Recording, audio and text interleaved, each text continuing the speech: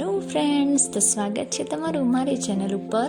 તો આજે તમે જોઈ શકો છો કે હું બનાવું છું મેગી, પરંતુ મેગી બનાવું છું એ છે હેલ્ધી મેગી, એટલે કે આટા મેગી. હવે આપણે વિડીયો સ્ટાર્ટ કરી લઈએ. તો એક કાથરોટની અંદર મેં અહીંયા એક વાટકી જેટલો ઘઉંનો લોટ લઈ લીધો છે. રોટલીનો લોટ છે.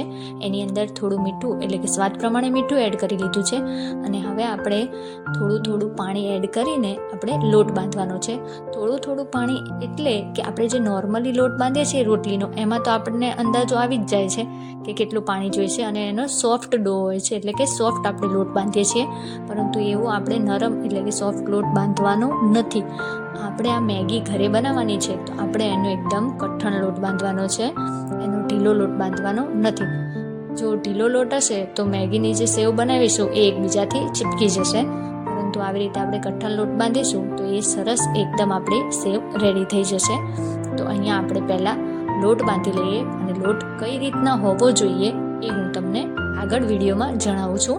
તો આપણો લોટ સરસ રીતે બંધાઈ ગયો છે. તો હવે તમે જોયું કે આપણે લોટ જ્યારે ખેંચીએ છીએ ત્યારે આ તૂટી જાય, એટલે કે આપણો પરફેક્ટ સેવ માટેનો લોટ રેડી થઈ ગયો છે. તો આ રીતે આપણે લોટ હોવો જોઈએ.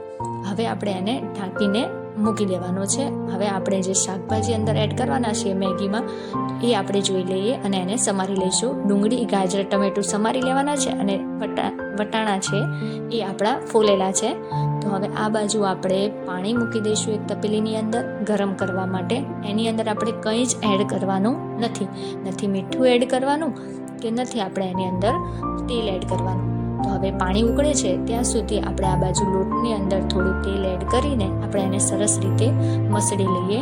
જો તમારી પાસે રોટલી કરતી વખતે જે લોટ બચી ગયો હોય તો તમે એમાં પણ આ રીતે મેગી બનાવી શકો છો. પરંતુ રોટલીનો લોટ નરમ હોય છે, તો આપણે એની અંદર થોડો અટામણ, એટલે કે સૂકો લોટ હોય છે આપણો કોરો લોટ, એને એડ કરીને આવી રીતનો લોટ આપણે તૈયાર કરી લઈશું. પછી આ જ રીતે આપણે એની મેગી બનાવવાની છે.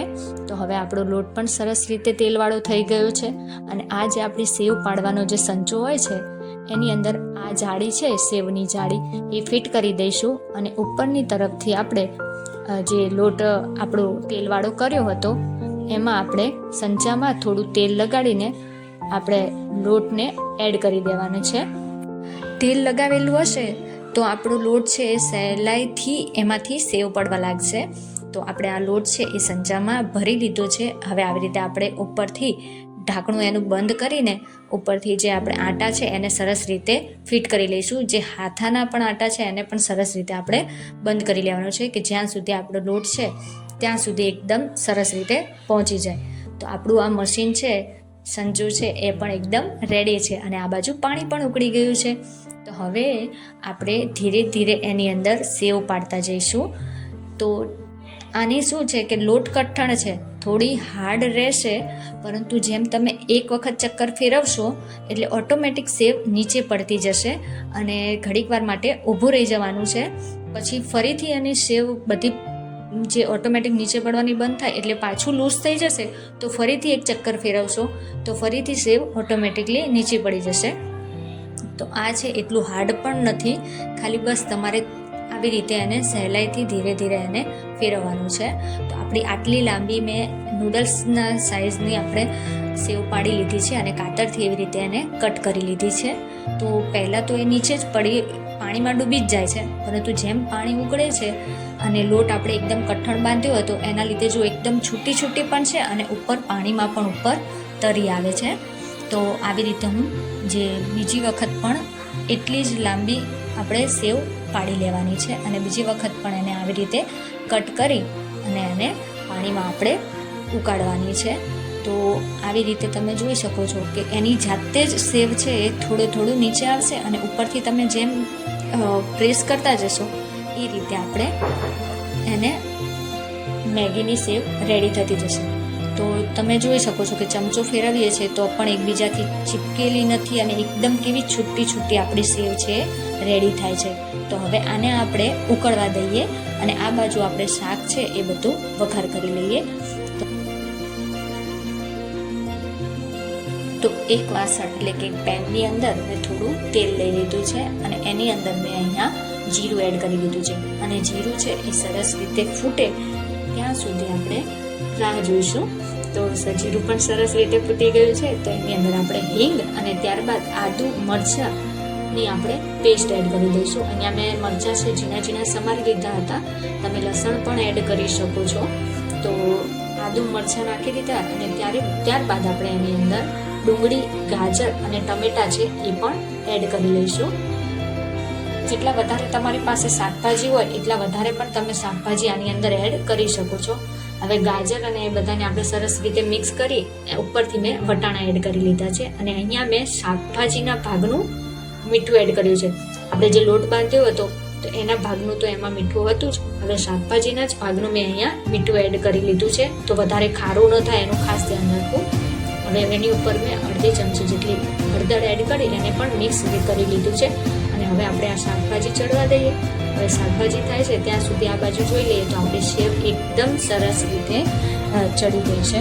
તો એને આપણે આવી રીતે ઝારાની મદદથી આપણે એક આવા ઠંડા પાણીમાં, એકદમ ચીલ્ડ પાણીમાં આપણે એને નાખી દેવાનું છે.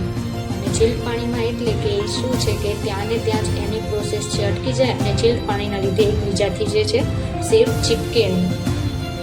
તો આ બાજુ આપણી સેવ છે એને પણ 3-4 મિનિટ ઠંડા પાણીમાં રહેવા દઈશું. અને આ બાજુ આપણું શાકભાજી છે એ પણ બધું સરસ રીતે ચડી ગયું છે. તો હવે એની અંદર આપણે મસાલો એડ કરવાનો છે મેગીનો. જે આપણે મેજિક મસાલા આવે છે મેગીના એ જ આપણે એડ કરી લઈશું. તો આપણે બહારથી મેગી પણ લાવવાની જરૂર ન પડે કે ન એનું સ્પેશિયલ મસાલા માટેનું પેકેટ. મેગી મસાલા પેકેટ તો હોય જ છે. નહીં તો આપણે શું છે કે મેગી મસાલા માટે પણ મેગીનું પેકેટ લાવવું પડે. પરંતુ આપણે બહારથી જરી પણ મેગી લાવવાની નથી. અને આ પાણી છે આ એ પાણી છે કે જે મેં સેવ જેમાં બાફી હતી, ઉકાળી હતી, એનું મેં 1 વાટકી જેટલું પાણી લઈ લીધું હતું. એ બધું ફેંકી દીધું નહોતું. તો હવે એ પાણી છે આની અંદર શાકભાજીની અંદર નાખી દીધું છે અને એને ઉકળવા દઈએ. અને આ બાજુ આપણી સેવ છે એને આપણે ઠંડા પાણીમાંથી આવી રીતે કાણાવાળી કોઈ પણ વાસણની અંદર કાઢી લેવાનું છે. હવે આની ઉપર આપણે 1 થી 2 ચમચી જેટલું તેલ નાખી દઈશું અને એને આપણે સરસ રીતે કાંટાવાળી ચમચીની મદદથી મિક્સ કરી લેવાનું છે. એટલે એકબીજાથી જરા પણ સેવ ચોટે નહીં. તો હવે આપણે આ સેવ છે એ પણ સરસ રીતે મિક્સ થઈ ગયું છે તેલ સાથે. તો આવી રીતે કાંટાવાળી ચમચીથી અથવા તો આ તમે બંને હાથની મદદથી પણ આવી રીતે કરી શકો છો. સેવ ગરમ નહીં હોય કારણ કે આપણે ઠંડા પાણીમાં એને રહેવા દીધી હતી. તો હવે આ સેવ છે એને આપણે આ બધા શાકભાજી છે એની અંદર આપણે નાખી દઈશું. તો આને આપણે આ કાંટાવાળી ચમચીની મદદથી જ પહેલાં તો હલાવી લઈશું. ડાયરેક્ટ ચમચાથી નહીં હલાવીએ. અને તો પણ તમે આ શાકમાં એડ કરી લીધું તો પણ તમે જોઈ શકો છો કે એકદમ કેવી સરસ આપણી મેગી જે બહારની આ રીતે બનાવીએ છીએ એ રીતની જ આપણી મેગી બનીને રેડી થાય છે. તો પહેલાં મેં અહીંયા કાંટાવાળી ચમચીથી મેગી હલાવી હતી, પરંતુ બાદમાં મેં એને ચમચાથી પણ સરસ રીતે મિક્સ કરી હતી તો પણ એટલી સરસ જ મિક્સ થઈ ગઈ હતી. અને આ ખાધા પછી પણ કોઈને ખબર નહોતી કે આ મેગી છે એ પેકેટવાળી મેગી નથી, પરંતુ ઘઉંના લોટની મેગી બનાવી છે. ટેસ્ટમાં બિલકુલ ફેર નથી પડવાનો. મારા મોટા બાબાને પણ બિલકુલ ખબર નથી પડી કે આ ઘઉંની ઘરે જ મેગી એટલે કે ઘઉંની સેવ પાડીને મેગી ઘરે જ બનાવી છે. તો આપણી મેગી છે એ એકદમ રેડી થઈ ગઈ છે. તો ઉપર મેં થોડી ધાણા ભાજી એડ કરી લીધી છે અને સરસ રીતે મિક્સ કરી લીધી છે. તો આપણી આ આટા મેગી એટલે કે ઘરની, બહારની નહીં, પરંતુ એ પણ પ્યોર આટા મેગી આપણે જે ઘરે લોટ બાંધેલી એ જ રેડી થઈ ગઈ છે. તો હવે એને સર્વ કરી દઈએ. તો અહીંયા હું તમને રિએક્શન પણ બતાવીશ કે મારો મોટો બાબો છે એ પણ વિચારમાં પડી ગયો હતો કે રિયલમાં કઈ મેગી છે. તો તમે મારા બધાને શેર પણ કરો કે ગમ્યું હોય તો લાઈક